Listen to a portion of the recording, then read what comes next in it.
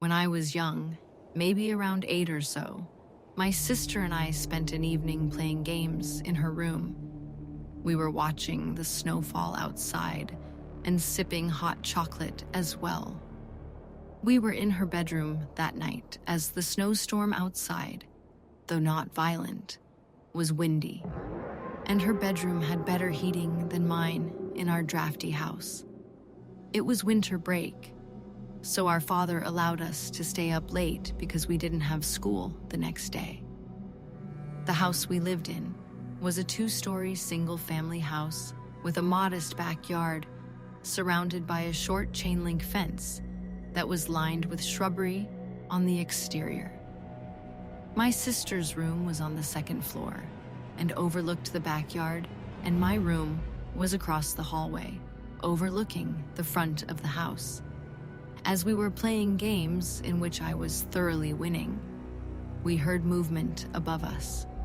Footsteps above us made a particular crack and crunch noise, as there is a lot of snow on the roof of the house.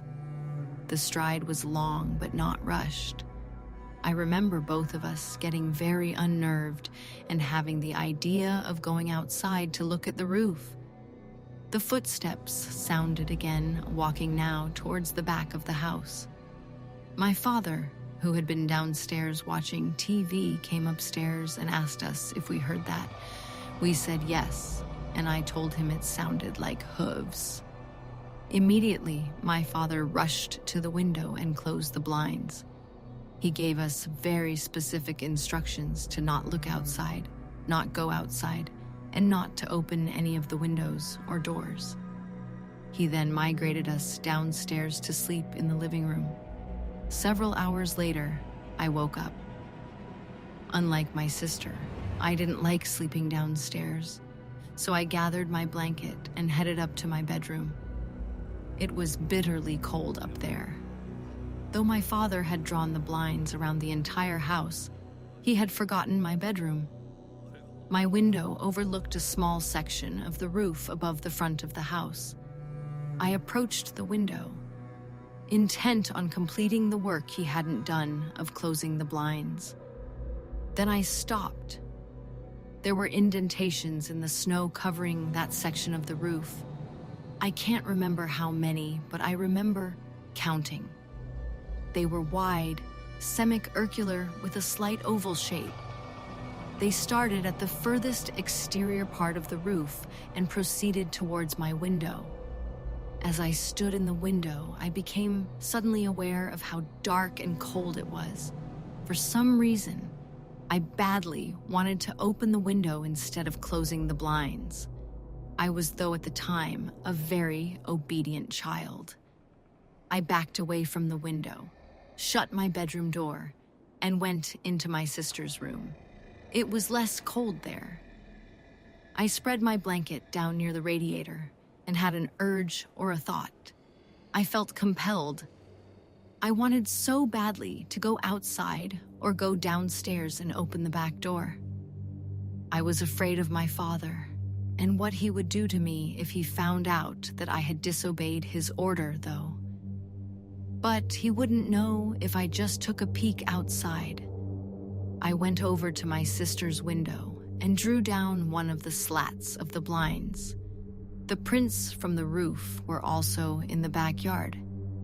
They led from the house towards the fence and stopped at the bushes. In the bushes, there was a figure crouching. It was crouching, but still its head poked above the bushes and fence. It watched me watch it. It was wearing a hood, and its face was long. It was too long, shaped to be a human face. It looked more like a snout or a beak or something of that nature. It was so long and white as the snow that was covering the whole backyard. And I so badly had this urge again, and I wanted to open the window and walk out into the snowstorm. But I didn't, and I closed the blinds instead. I sat down next to the radiator and cried myself to sleep. I was too scared to tell my dad the next day, mainly because I had broken his rule not to look outside that night. Years later, I debate myself about what I saw. If it was someone playing a prank on us, or something strange that I didn't understand at the time. This is something that happened to me over a decade ago, back when I was still a freshman in high school. My family had just moved from the city out to the suburbs, and I was having a difficult time adjusting. As a result, I was quite a troublemaker. I was never a big fan of school. I was always a few years ahead of my classes, and as a result, I never really bothered myself with doing homework or even attending my classes. Often, I would skip out of classes and just go have fun. On this day, it was cold outside, and there was a snowstorm coming in. I skipped out on the last few hours of school and was on my way home, not wanting to get caught outside in the weather. There was a shortcut that I sometimes took that led through a pocket of the woods. It was very seldom that I did this, as I always had an inexplicable fear of the woods. This time, there was another person out there leaning against a tree and smoking cigarettes. He was a very heavy person and appeared to be around the same age as me. For some odd reason, he was wearing shorts and a t-shirt, even though it was cold. Now, I wasn't a very social person, and I had no intention of saying anything to him. Unfortunately, as I walked by, he began to walk with me. I stopped and asked him what he was doing. He explained that it was cold outside, and since he couldn't go home at the moment, he thought he would just come with me wherever I was going. This was very troubling to me, and I tried to explain to him that he couldn't come with me and that his behavior wasn't okay. He seemed to accept it, and I continued on my way, making it home without incident. It snowed hard that evening and night, leaving several inches on the ground. This is where things started to get weird. The following morning, when my stepdad arrived home from work, he came to wake me up and asked me to come out to the front yard with him. When I did, I was startled to see that there were footprints in the snow leading from the sidewalk to the side of our house, stopping right under my bedroom window.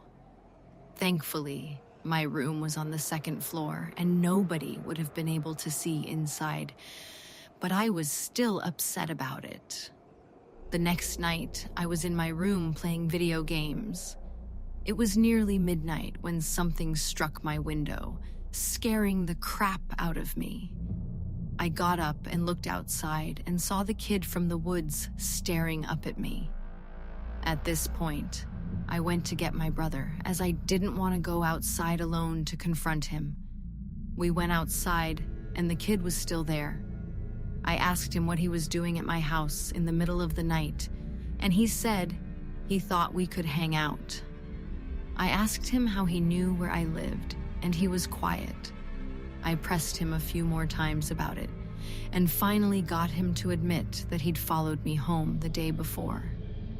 Then I asked him how he knew which room was mine, and his answer was terrifying. The previous night, my whole family had gone out to the grocery store and picked my younger brother up. During the time we'd been gone, he said he'd entered our house using the spare key hidden in the backyard. He knew my room because I had changed, and he recognized the dirty clothes in my room that I had been wearing when I first encountered him in the woods.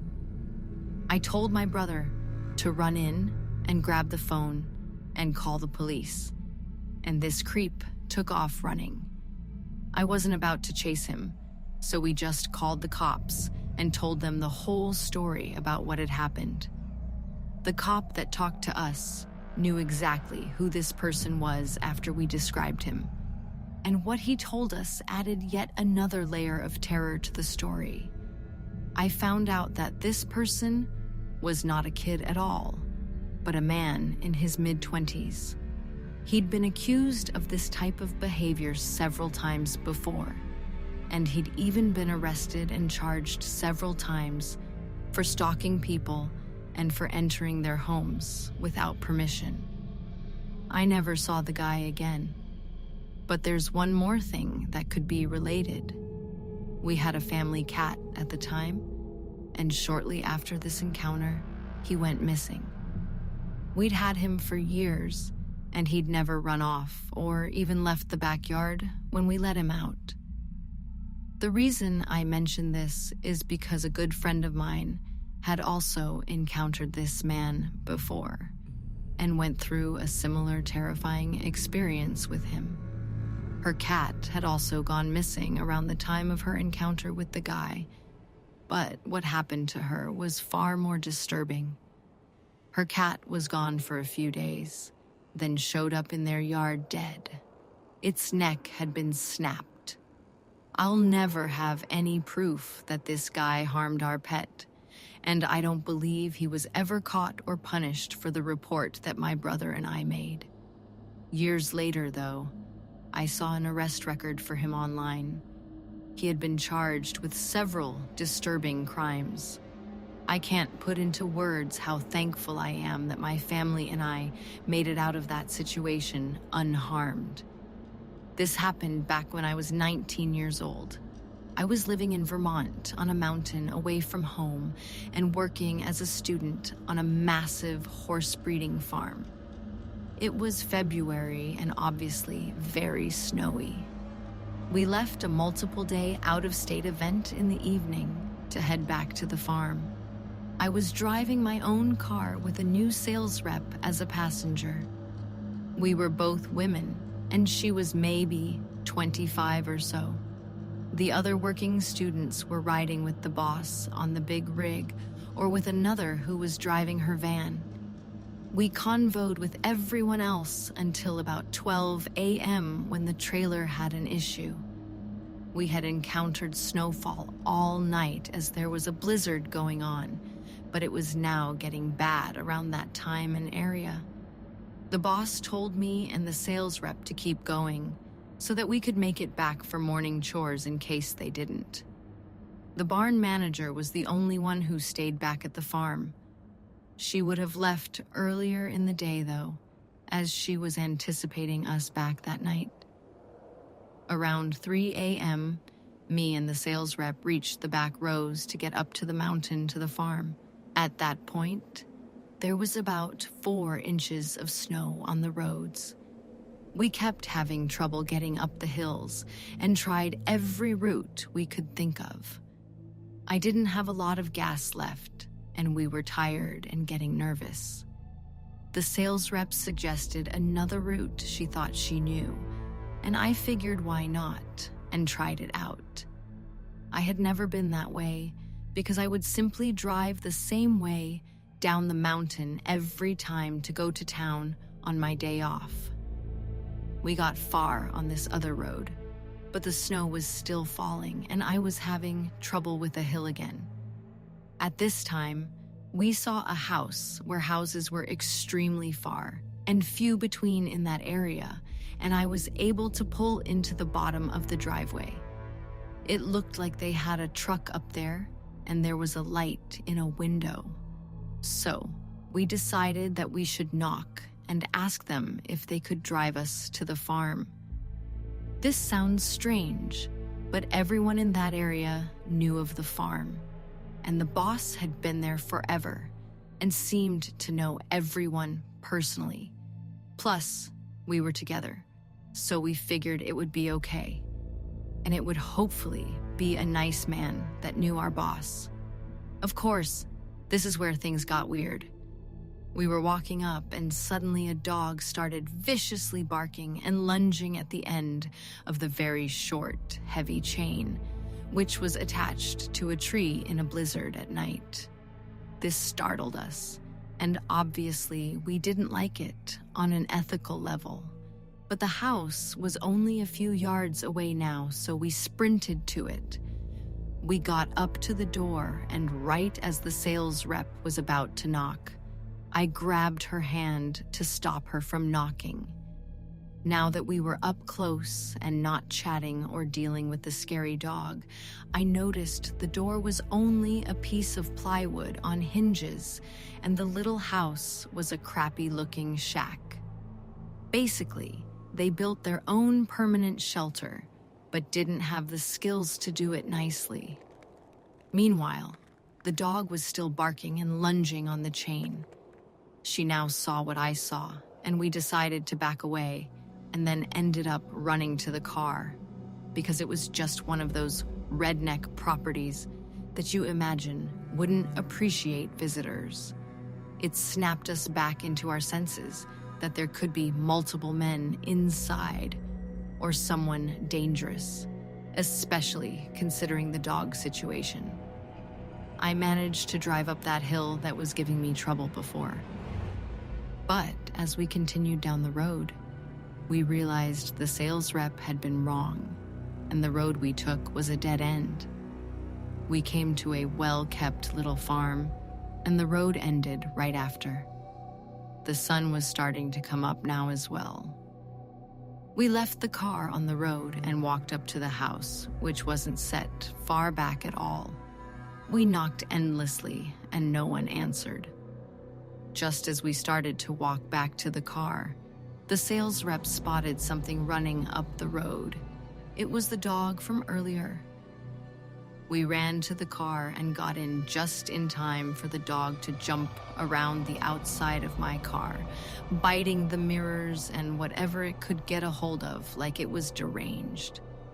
I have been around and worked with dogs before, and I have never seen one in person as aggressive as the one we encountered. We got out of there, and I drove as fast as safely as I could away from the dog. As we passed by the shack in their driveway again on the way back, there was a crazy-looking man out there shaking his fist and yelling at us. We continued by and didn't stop to confront him, as he was very angry and pointing at us and yelling. When we got stuck on the next hill, we simply parked at the end of another driveway and sat there. My gas light was on, and we were using the battery to run the heat. We were completely delirious, just laughing and crying while keeping on the lookout for the dog or the crazy man. Eventually, around 6:30 a.m., we saw a plow truck coming and got out to flag it down. He knew our boss and gladly plowed our way home. I really do believe that the angry man sicked his dog on us because the chain was so heavy and we were almost a mile up the road when he got to us. There was no way it could have escaped on its own. We had also been looking at the mirrors as we left the shack because we were so freaked out already about the place, and the dog was still tied up. Whether they thought they were going to break in or were just mad that somebody came up to the driveway, I'll never know. In the early 90s, I went to school in upstate New York. This college town was built around a beautiful lake, and because of that, when summer came to an end, everything was closed with it. The area basically turned into a barren ghost town in the winter. We had nothing to do, and one of my housemates was a weed dealer, which was convenient for me as I was a chronic stoner at the time. We would make these elaborate dinners where every course featured weed in the recipe. The results of these dinners were stoned minds and a huge mess to clean up. Our dinners quickly became something that other college students from other houses wanted to get in on. So, we would have guests over, and the rule was that they had to clean up the dishes after the meal. Somehow, they didn't mind, and our house quickly became the house that everyone wanted to hang out at. One dark, cold, and windy night, we had 4 female guests from another school over at our house for one of these dinners. This was a weekend night, and when it came time to leave at night, the girls' car wouldn't start. Naturally, They came knocking on my door as I was the only one with a car. It was around midnight now, and they lived a good hour away, but I reluctantly agreed to take them. My housemate James agreed to come with me. There were no streetlights, and it was dark and cold out that night. And on top of that, it began to snow lightly, and then eventually it turned into a snowstorm. On a good day, we hardly knew where we were going around our town, and now I was driving in a totally different area. It was a tense, white-knuckle ride the whole time, but eventually we got there. The house where they lived was a converted estate with a long driveway and huge iron gates. As I turned into the driveway, the snow was really coming down. We could see two dull red lights off in the distance. As we got closer, we saw that it was not a car, but an elaborate stagecoach lumbering through the snow. As we went to overtake it on the road, we all looked over and saw that it was a huge black stagecoach being pulled by a team of black horses. The red lights we saw were lanterns on its sides. The driver was also dressed in black, sitting straight up and looking straight ahead. He didn't even glance at us as we passed by. Everyone in the car saw this. We asked the girls if this was a common thing where they lived, but they said no, and they had never seen anything like it before. At the time, we just thought it was very strange. Like, why would someone be out in a stagecoach after midnight in a snowstorm? I remember thinking that maybe this is how people traveled in the area. It didn't occur to us right away that it could be anything else. After we dropped them off at the house, we turned around to leave. Both of us fully expected to see that stagecoach again, as the girls' house was the only thing at the end of that road. Instead, we saw nothing. No horses, no hoofprints, no other tracks out but our own from coming the other way. At that point, it finally dawned on us both. No doubt a delayed reaction from dinner. James and I realized that we may have just seen not only a ghost, but also ghost horses and a ghost stagecoach.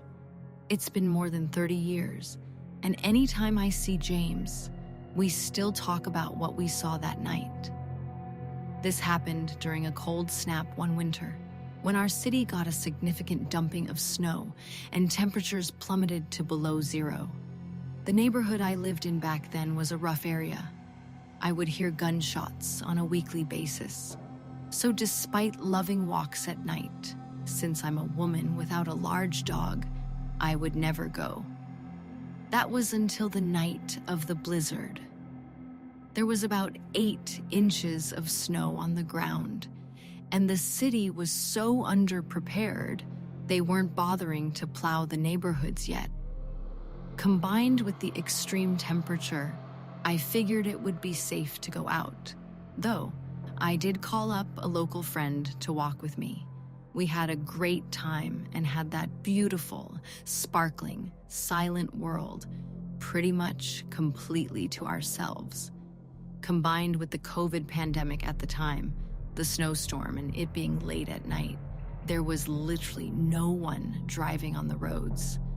So, when a white car with a dent in the back went past us after my friend's feet couldn't take it anymore and were walking back, it was extremely noticeable. Closer to our respective houses, we parted ways. Only 3 more blocks to go for me. That's when the white car drove past me again from behind, extremely slowly.